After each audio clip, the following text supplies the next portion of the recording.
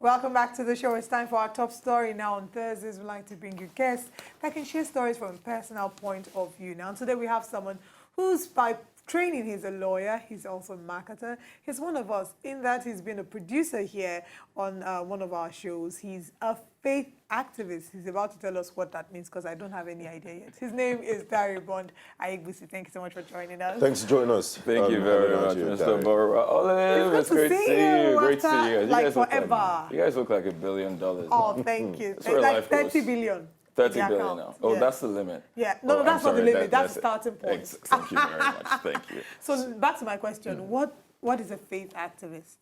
A faith activist is someone who has come to his own reality.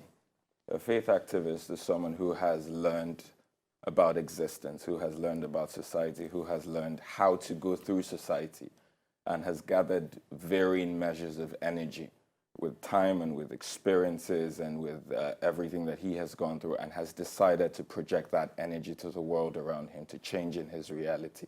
So that's a faith activist in a nutshell. So it took a long time for me to find my purpose, and when I eventually did, I realized that it was not exactly to be successful money-wise. It was not exactly to own 1 billion mansions or to drive the best cars, but to change the reality around me, because what you see is very, very important, which is why there's certain principles in life that are very important that help you grow by yourself. Forgiveness, not assuming. These are things that help you move forward by yourself. So it changes the reality around you. So basically, you're going up and down, you're telling people that you really, really don't need to be fixed in programs. The society, we're all born in several measures of programs, from religion to society to Speaking about religion, I was going to ask, is this faith activism in any way linked or associated with religion? I'm not a religious person. I'm not, but I'm a spiritual person. I believe in the Creator. I believe in several ways to the Creator. I believe in understanding that there are different people who have over time assumed several shades of reality when it comes to spirituality, and they have channeled that into good. Principles in life are very, very... Exactly. They're very little, and they're very, very easy to understand. And doesn't necessarily have to be tied to a religion. It's not tied. Religion is a political term left to me, because anything that gives room for some quantum segregation is political. So anything that has to do with this is my side, this is your side. It could be football, it could be religion, it could be society, it could be politics, but anything that has to do with my side and your side. And could make you bigoted, because Could make you bigoted, because that's exactly... and it's only my side that's the best side. My side now let's lift that for a Okay. bit and go back to what you mentioned earlier. You did talk about taking some time before you discovered your purpose. Yes. Now, if you could rewind time, could you start discovering your purpose from an earlier age? Because we look at videos of Serena and Venus Williams playing tennis at such a young age. We look at Tiger Woods, and they've grown up to be megastars. So how could you discover your purpose if you could rewind time, and what things would you change? Well, first of all, I would change the program. I believe that what we need is a new existence. We need a new existence. Like I like to call it domestication. Our domestication from a very young age is really, really strong. It has been really strong over time. And it tells you do this, you do that. You go to school, get a degree, finish your degree, get another degree, finish that degree, start get a job, start a family, married, whether you're ready or not. And everyone is hooked on that program. Everyone has locked their jaws on that program. So if there's anything I would change, one thing that I wrote a book, it's going to be out soon. It's called The Black Bible. Thank you very much. It's called what? The Black Bible. Controversial. No, it's not controversial, actually. Why did you choose that name, though? The Black Bible. Well, the word Bible is basically, the word Bible could go as far as meaning principle. It could go as far as meaning blueprint. It could, let's not look at it too, let's not look at it too deeply. You understand? So I called it the Black Bible. Yes, it could be disruptive, because when you hear the Black... It may be disruptive. Yes, it will be. But when you look and you see the content, you would understand that it's actually not it. These are just principles. And the 7th chapter talks about trusting the process. It's very, very important. It takes 1 billion years to make it overnight, and you need to start your 1 billion years from now. You understand? You cannot just, even Venus Williams and everyone, and Denzel Washington and nobody got it easy at the beginning. You would have to go through the wilderness. You would have to, even Jesus Christ he had to, first of all, seclude himself from family, friends, everybody. Go to the wilderness, get hungry, get tempted, you understand? Finished, then his ministry started, you understand? You need to go through that. That tough period is what really shapes you, is what creates the you in you, is what brings out that person. And, well, there's several, I'm just trying but some people don't recover from that tough A lot period. of people don't recover, it's just a few people. I'm very interested in details of that tough period. If you could share one or two with us, because for you to decide, to just withdraw, go find yourself, what was, first of all, what were these tough periods like? If you can give us examples. And what was growing up for you really like? Because I want to peep into your mind and see where all this is coming Growing up for me was beautiful. I was one of those kids that would just like to carry screwdrivers and open everything in the house. I got a good lashing from my father based on that, destroyed a couple of things. So I was one of those kids. I was always very curious, and my curiosity went as far as religion and a lot of things. I grew up in the church. Like, I saw these processes. I saw politics. I saw the illusion of love. I saw love in its entirety. There's a lot of things I saw growing up. But for me, my biggest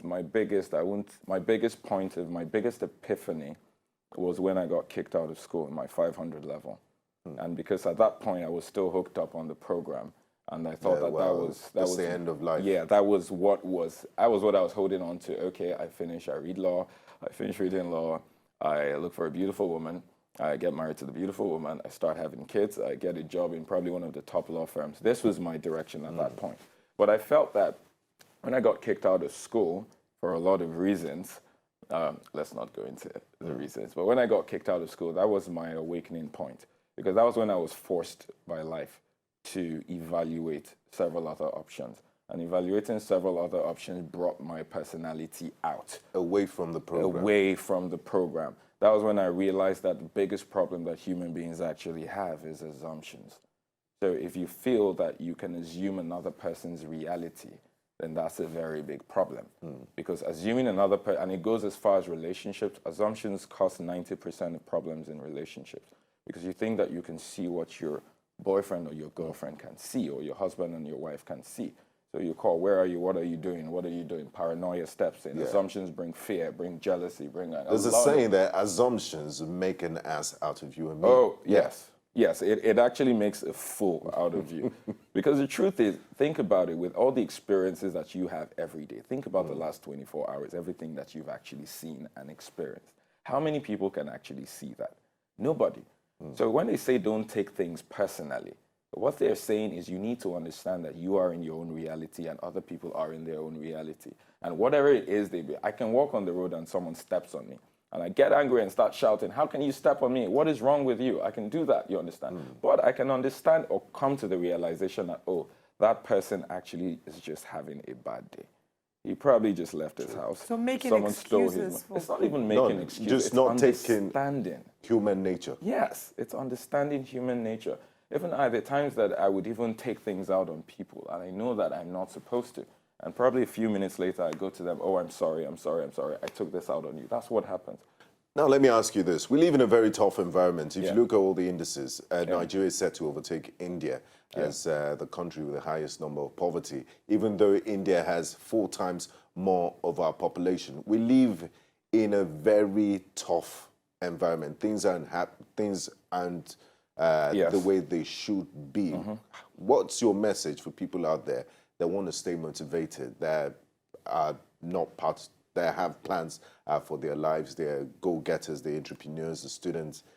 How do they stay happy? How do they stay motivated in such an environment? Yeah, happiness is a state of mind, to be honest. In fact, there was a time before we started having a lot of economic, let's say, personal economic issues in Nigeria. There was a time that even we call them the mass market in marketing, but people basically on the bottom line of the society. There was a time that even they were happy and content. And there's several countries in Africa that you still see people who do not have money. Money is not happiness. A car is not happiness. One has to generate that happiness from inside. And you do that by working, by doing something. That's how, because when you look at your work as a creator, you understand, and you see that you have created something, there's a certain burst of euphoria that runs through you, because you see that you have done something, which is why they say just keep on doing. If you're moving, keep on moving. You could walk, you could crawl, you could fly, but just keep on moving. If you stand on a treadmill and you stop while it's moving, you start to go back. You don't stay on one position. So moving forward in life is very, very important. So one message I would give to everyone, don't blame society. Society is another entity on its own. You are another essence on your own. You can change society. As long as society is in your reality, you have the power to change society. You are actually, anything that you can see in your reality is your movie. You're the director, you're the producer, you're everything that has to do with it. So you can actually change your... I do good not because I want to do good, or not because I just feel that I was born to do good, but because I know that good comes back to me. Is it not better to see people around you smile and laugh than see people around you cry? So if I have 100 naira in my pocket and I know that that woman is going to be happy and she's been moaning and crying all day, and I know that she's going to be happy with that 100, I give it to her. But I know she needs it more than me, and I see her laugh and smile. I'm like, yes, my reality is better. So at the end of the day, I would tell people, just do. Be good, show love, do not assume. Very, very simple principle. And love is not Disney. That's a Disney kind of love. That butterflies in the belly. Yes, and I'm telling you, advertising professionals came up with that thing. Yeah, I tell you for a fact. Sell lots and lots yeah, because love is services. very simple things: faithfulness, understanding, not remembering. If you look at kids, sacrifice. That sacrifice. That is the true definition of love. But everyone in society today expects a knight in shining armor with diamond clusters on it, coming with a very long sword that has been brought. Love these days is iPhone X. Yes. Thank you so much. No better way to wrap up the show than with those wise words from Dare Ayebusi, aka Bond. Now, it's important for you to be kind, be good to people, and like he said, just keep going. To enjoy more of these our Ogbonge videos when you just watch, press this button to subscribe on top of our YouTube page. You go love am.